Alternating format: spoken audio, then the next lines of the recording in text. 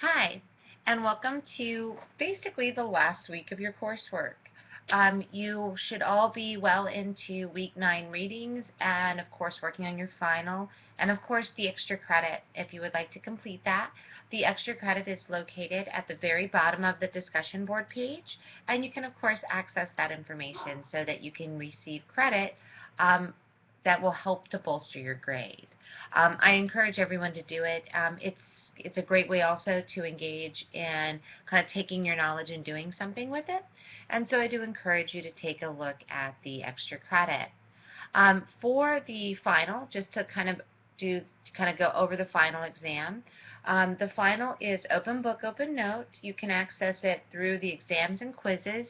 It is not proctored, and I have removed I was going to do multiple choice, but there are no more multiple choice. It's just going to be 2 long essay exams. You can go in as often as you would like. There's no time limit, and it really is more of an opportunity for you to really think about and contemplate what you've learned about literature, and less about just kind of, I guess you'd say, less about kind of performing your knowledge. It is open until this Friday at 11:30 p.m. So it is currently open, and it is open until this Friday, the 10th, at 11:30 p.m. You do not need a proctor, once again, just to let you know.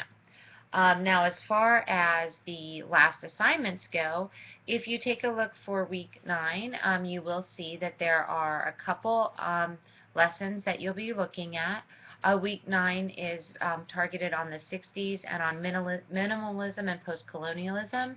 You'll be reading Thomas Pynchon's Entropy, Suzanne Le Guin's Schrodinger's Cat, Kurt Vonnegut's Slaughterhouse-Five, Jasmine Lahari's Sexy, Ishmael Reed's Neo-Hoodoo Manifesto, and Raymond Carver's Cathedral. And then, of course, you'll be exploring those ideas in the discussion postings.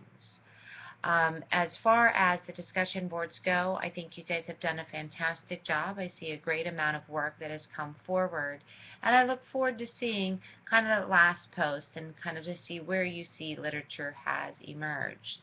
I would highly recommend that you go ahead and return to the first week's postings and see kind of what you actually have learned and have you've contributed. I can say that many of you have really engaged in a very robust debate and lively debate about literature in a very different way than you might have thought you might have done in the very beginning. So take a look back. It's a good little kind of reconnection or a kind of reciprocal for what you're doing right now. You guys did a fantastic job with your observations about the Adventures of Augie March, The Swimmer, and Good Country People. I think for the most part you all enjoyed The Swimmer, some of you to lesser extents than others, but I do think that many of you saw the tension in postmodernity as an interesting intersection. I enjoyed reading your observations and seeing your connections. Tammy, I like that, I like that you pointed out that these readings were more cohesive, that there was a sense of reality even in the unreal world that many of these characters inhabited. Ralph also commented on those kind of, I guess you'd say, elements of enjoyed fiction in there, as did Robert. I also think that Robert mentioned, too, the idea that The Swimmer really does have this subconscious connection with Nettie. And we all kind of do in many ways, this idea of continuing on or mindless continuing, which is really interesting.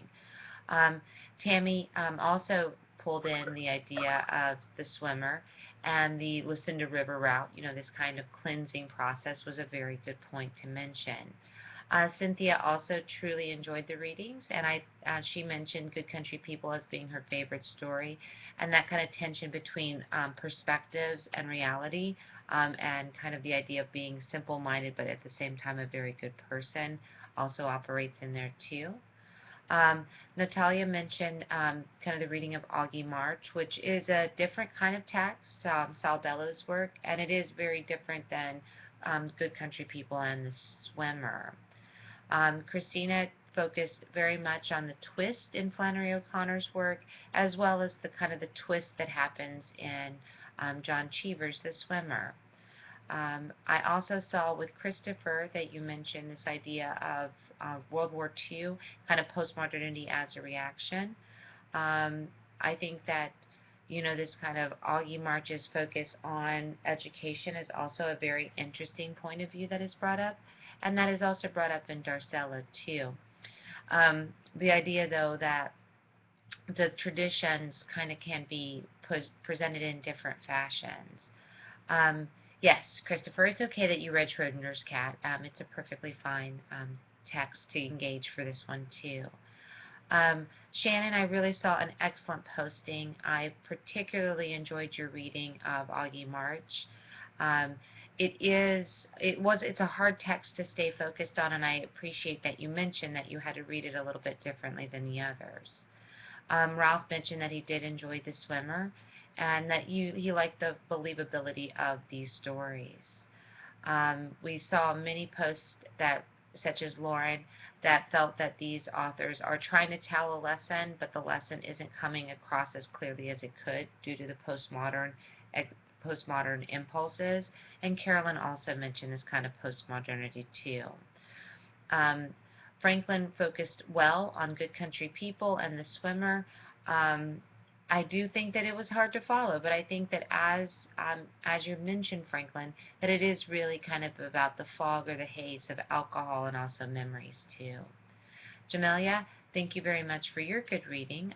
Your reading of the 3 stories were very robust and explored many of the themes.